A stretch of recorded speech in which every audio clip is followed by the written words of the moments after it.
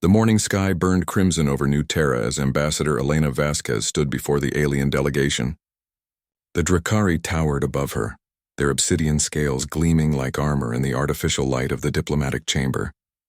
Each stood nearly 3 meters tall, with elongated skulls crowned by ridged bone formations and eyes that glowed like molten gold. "Your terms are clear," Elena said, her voice steady despite the tremor in her hands. "You want a human child as tribute to the great devourer of worlds, Vorthak the Endless Hunger." The lead Drakari, who called himself War Speaker Zethran, clicked his razor-sharp talons against the metal table. The sound echoed through the chamber like falling daggers. "The beast grows restless in its hibernation cycle. For 3,000 years our people have fed it the young of conquered species to maintain its slumber. If it awakens fully, entire star systems will burn." Elena's aide, Captain Rodriguez, shifted uncomfortably behind her. Through the viewport she could see the massive Drakari dreadnought blocking out half the sky, its hull bristling with weapons that could crack planets. Around it, smaller warships waited in perfect formation like metallic vultures.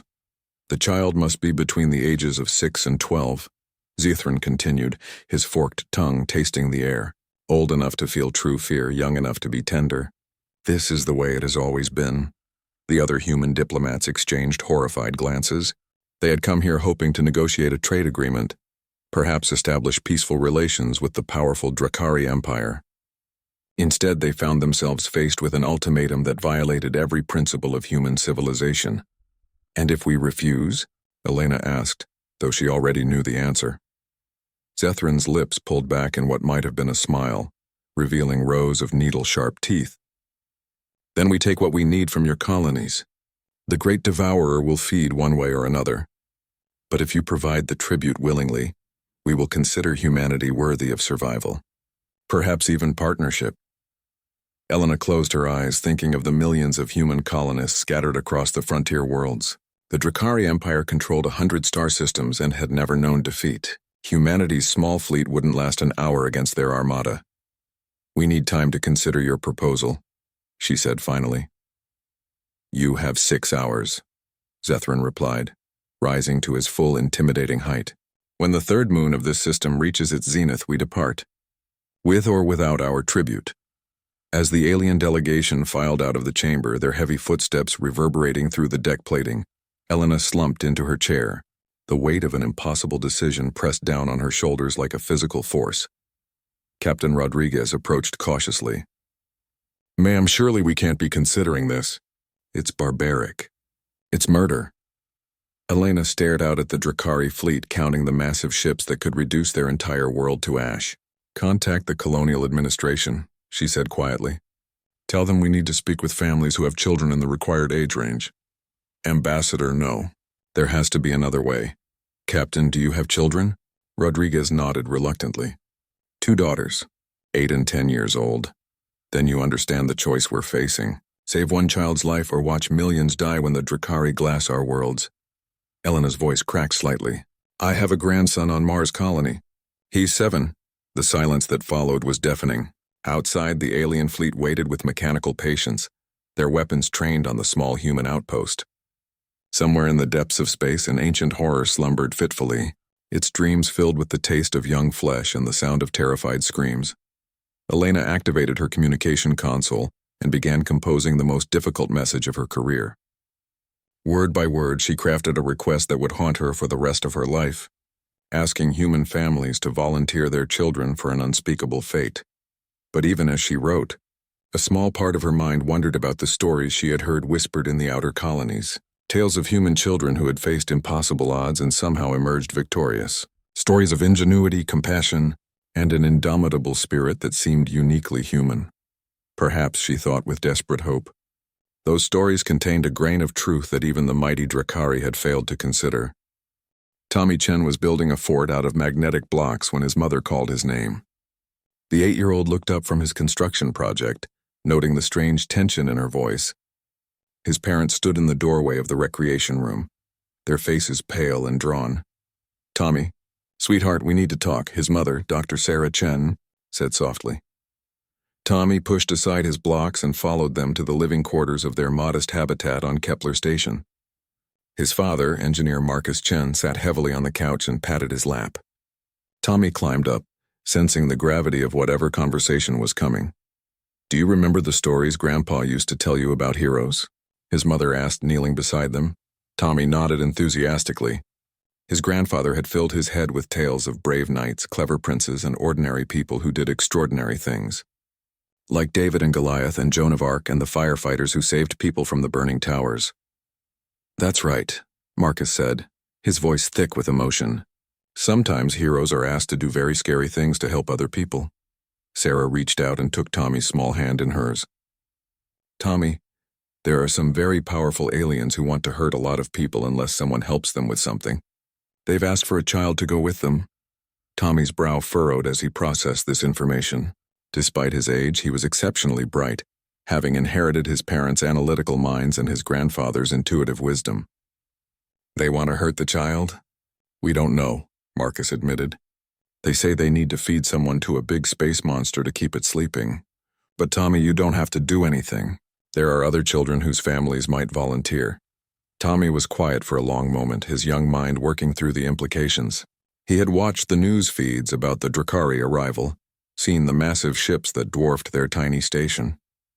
He had also heard the worried whispers of the adults, the fear in their voices when they talked about what might happen if humanity refused.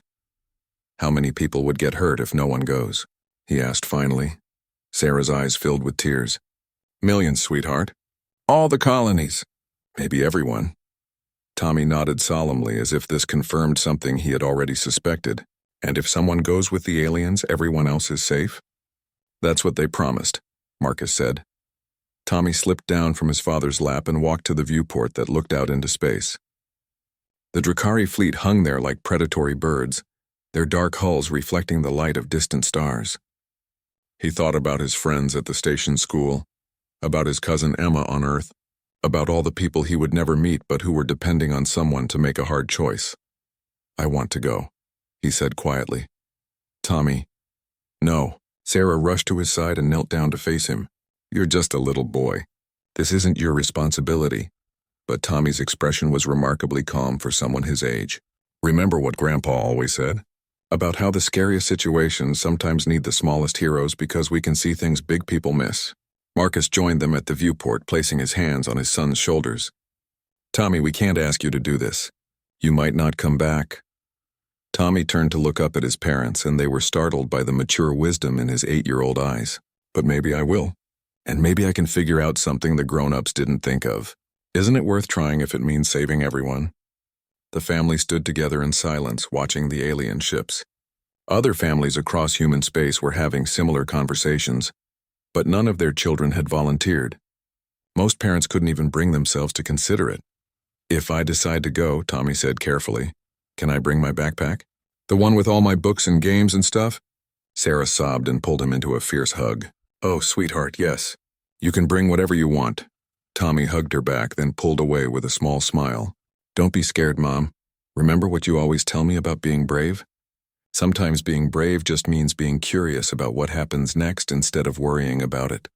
3 hours later, Tommy Chen became the first and only human child to volunteer for the Drakari tribute.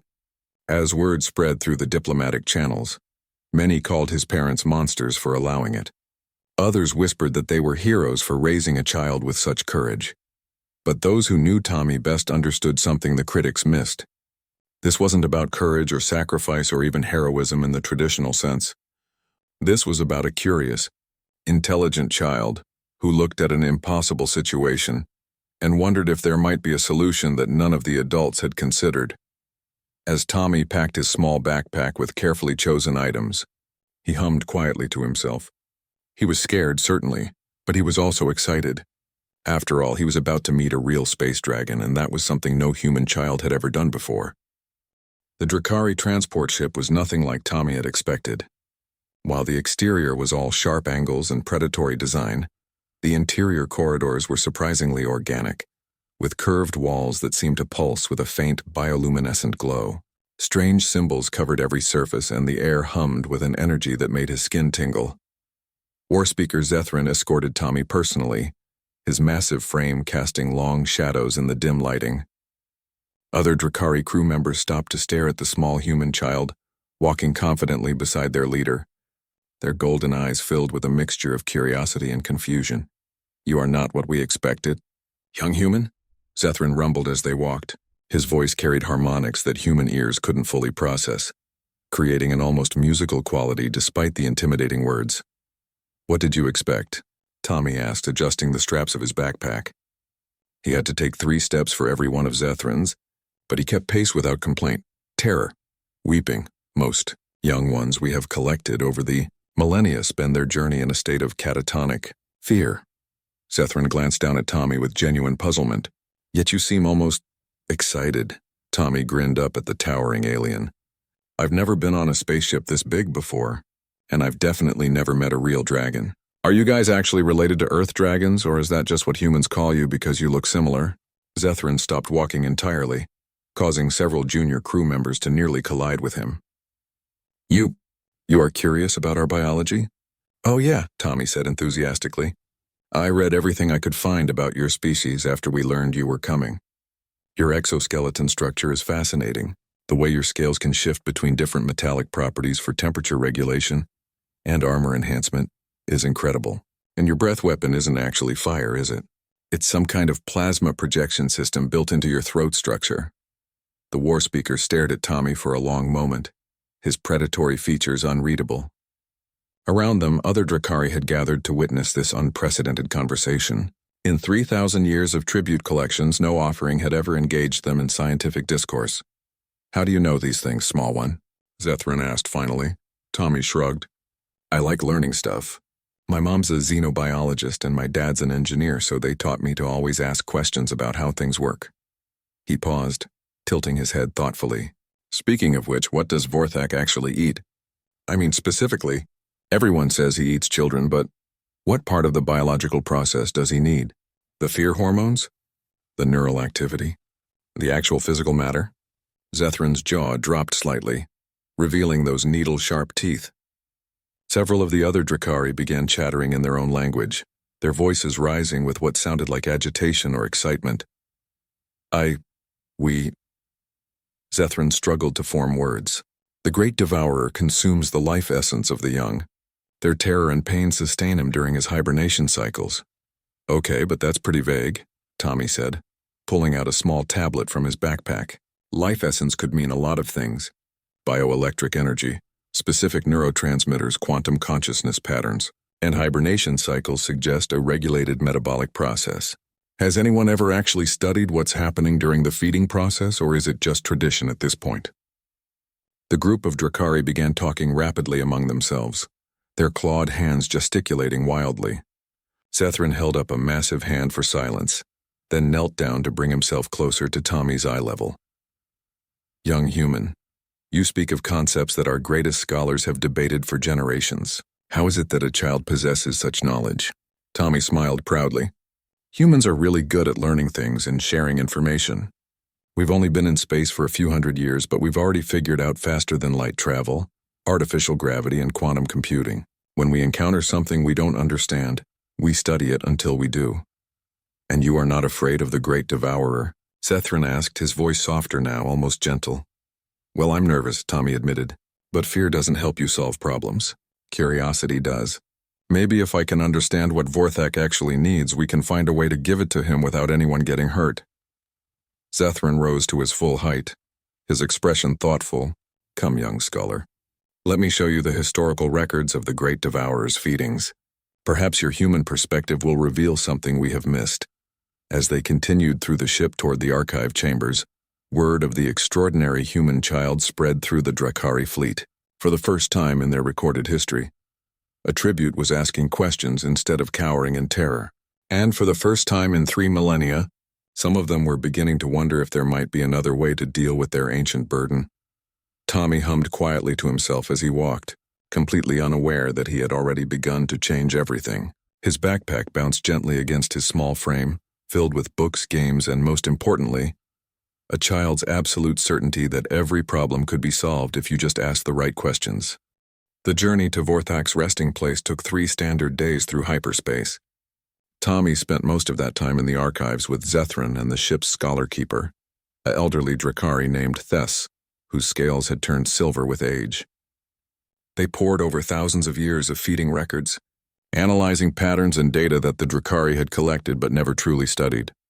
"Look at this," Tommy said, pointing to a holographic display showing energy readings from the last feeding cycle.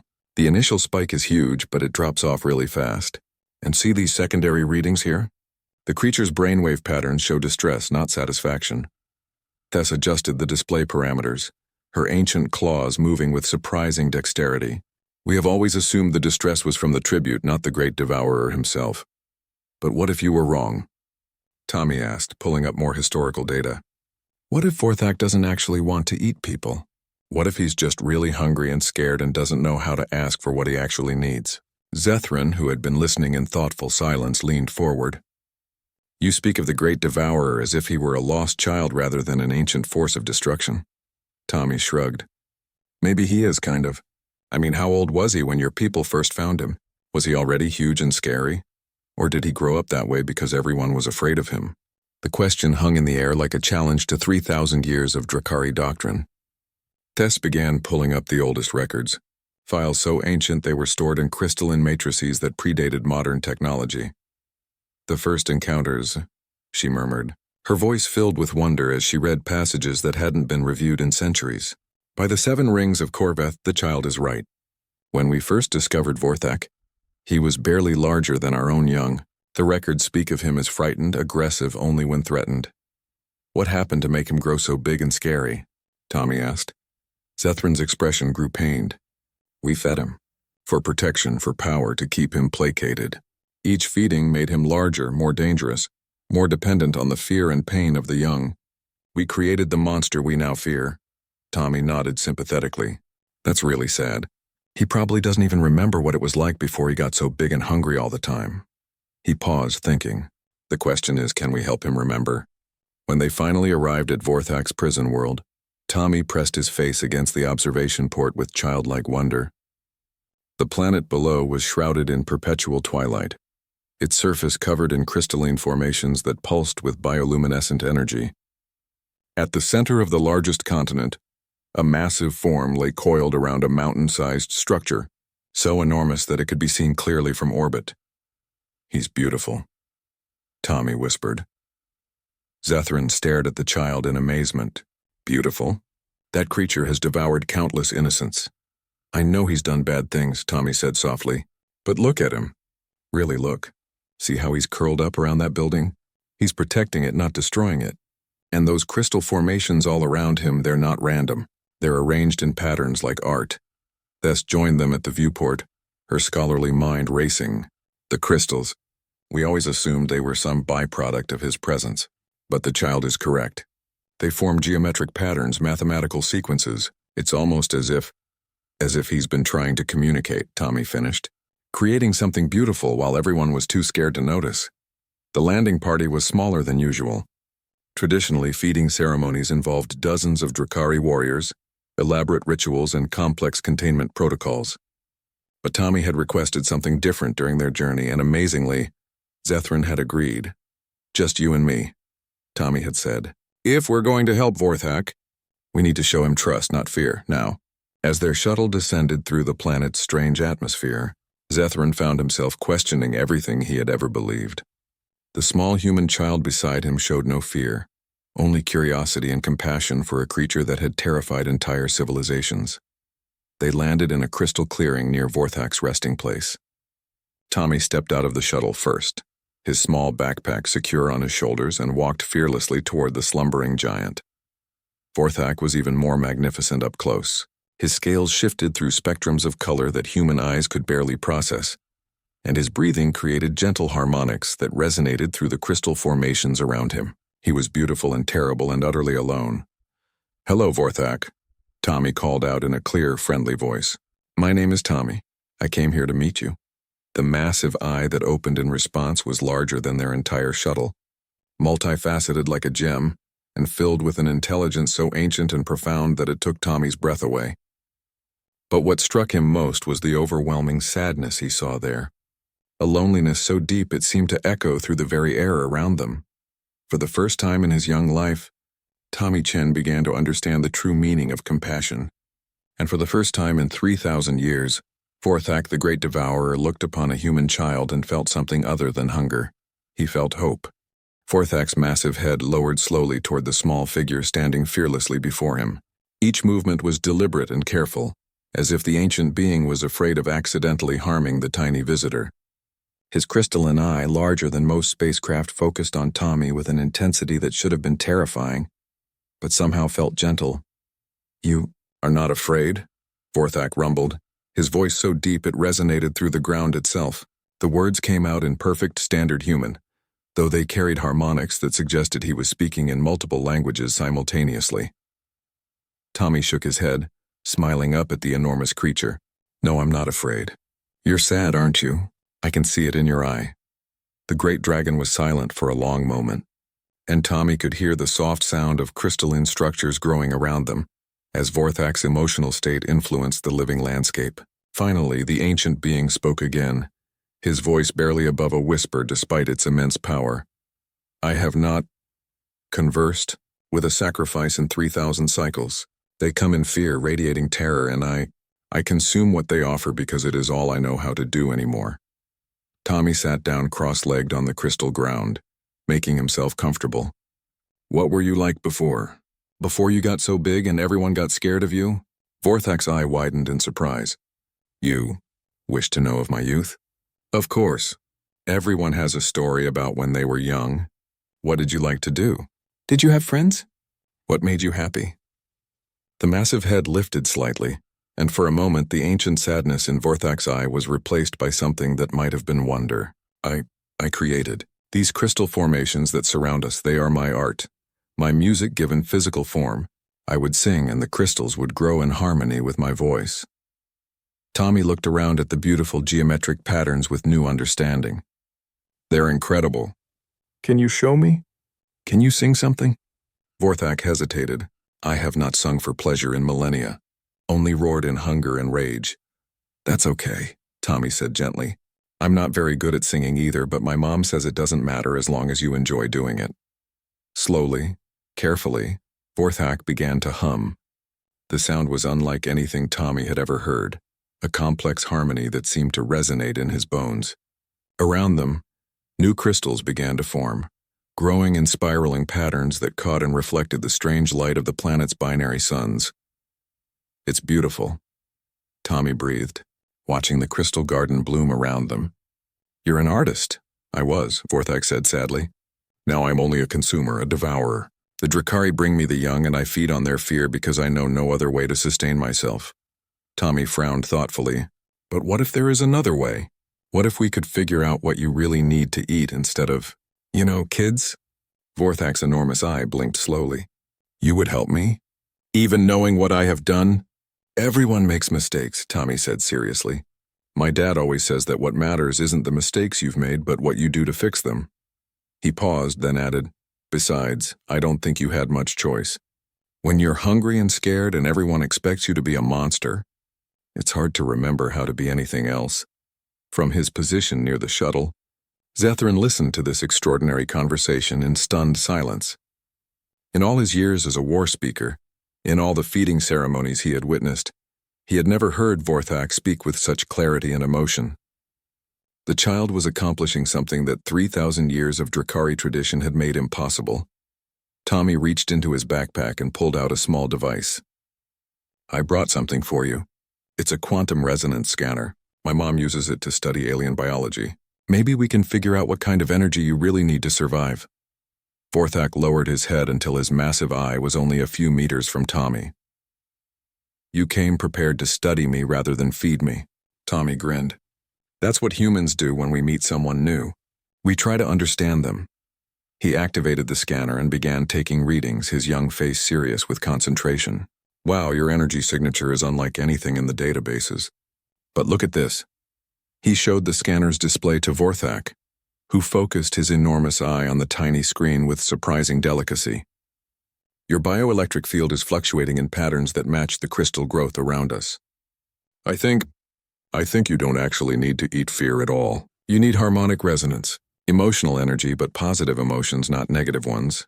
"Impossible," Vorthak whispered, but his voice carried a note of hope. "I have fed on terror for so long. Terror might work, Tommy said thoughtfully, but it's probably like junk food. It gives you energy, but it's not really good for you, and it makes you feel worse afterward. He looked up at the ancient being with compassion beyond his years. When was the last time you felt happy, Vorthak? The great dragon was quiet for so long that Tommy wondered if he had fallen back asleep, but finally, in a voice filled with wonder, Vorthak spoke. Now, he said simply, for the first time in 3,000 years. Now. Around them, the crystal formations began to sing in harmony, responding to emotions that the ancient being had almost forgotten how to feel. And in that moment, both the dragon and the child understood that everything was about to change. Over the next several hours, Tommy and Vorthak engaged in the most extraordinary friendship the galaxy had ever witnessed. Tommy shared stories about Earth, about human children and their games, about families and schools and birthday parties. In return, Vorthak spoke of the deep cosmos, of civilizations that had risen and fallen before humanity had even discovered fire, of the music that sang between the stars. Show me one of your games, Vorthak requested. His massive head tilted with curiosity. Tommy grinned and pulled out a deck of cards from his backpack. This is called Go Fish. It's really simple, but it's fun. He began explaining the rules, laying cards out on a flat crystal formation that Vorthak had grown specifically for the purpose. But how can I hold cards with these? Vorthak asked, gesturing with one enormous claw that was longer than Tommy was tall. Tommy thought for a moment, then had an inspiration. What if we play with crystal cards?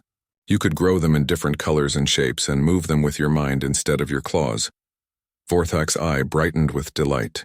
Yes, I can manipulate the crystal matrix through thought alone. Within moments, he had created a set of beautiful crystalline cards, each one perfectly geometric and glowing with inner light. As they played their improvised game, something remarkable began to happen. Vorthak's energy readings, which Tommy continued to monitor with his scanner, showed dramatic improvements. The chaotic, hungry patterns that had characterized his biorhythms for millennia were smoothing out, becoming more stable and harmonious. Look at this, Tommy said excitedly, showing the scanner display to his new friend. Your energy levels are actually increasing, but in a healthy way. You're not consuming anything negative from me. You're generating positive energy just from having fun. Zethrin, who had been monitoring the situation from a safe distance, approached cautiously. His warrior instinct screamed warnings about getting too close to the great devourer, but his curiosity was stronger than his fear. Vorthak, he called out formally. How do you feel? The ancient dragon turned to regard the war speaker with an expression that was utterly transformed. Gone was the predatory hunger, the desperate need that had driven him for so long. In its place was something Zethrin had never expected to see, contentment. I feel whole, Vorthak said slowly. For the first time in eons, I am not hungry, not desperate. The young human has shown me that sustenance can come from joy rather than suffering. Tommy beamed up at both of them. It makes sense when you think about it. Positive emotions are way more powerful than negative ones. They build things up instead of tearing them down. But the implications... Zethrin struggled to process what he was witnessing. If you no longer require tribute, if you can sustain yourself on positive interaction, then the great shame of my people can finally end. Vorthak finished. No more children need die to feed my hunger. Tommy jumped up excitedly. We should call my parents. And the other human leaders. They're probably worried sick about me. He paused, looking up at Vorthak with concern. You won't be lonely when I have to go home, will you? Vorthak's expression grew thoughtful. Perhaps it is time for me to stop hiding on this isolated world. If I can sustain myself on positive emotions, then I should seek out others who might share their joy with me. You could visit Earth, Tommy suggested enthusiastically. We have lots of kids who would love to meet a real space dragon, and artists who would go crazy for your crystal sculptures, and scientists who would want to study how you create matter through conscious thought. Zethrin felt his worldview shifting fundamentally. The Drakari Empire has built itself around the necessity of feeding you. Our entire military doctrine, our expansion into other systems, our technology development, all of it has been driven by the need to gather tribute. Then perhaps, Vorthak said gently, it is time for your people to find a new purpose, one based on creation rather than predation. Tommy pulled out his communicator and began recording a message. Hi Mom, hi Dad, hi Ambassador Vasquez. I'm okay. I'm really, really okay. And I made a new friend. His name is Vorthak, and he's amazing, and he doesn't actually want to eat kids at all. He was just hungry and lonely, and nobody ever tried to talk to him before. He turned the communicator toward Vorthak, who leaned his massive head into the frame. Greetings, humans.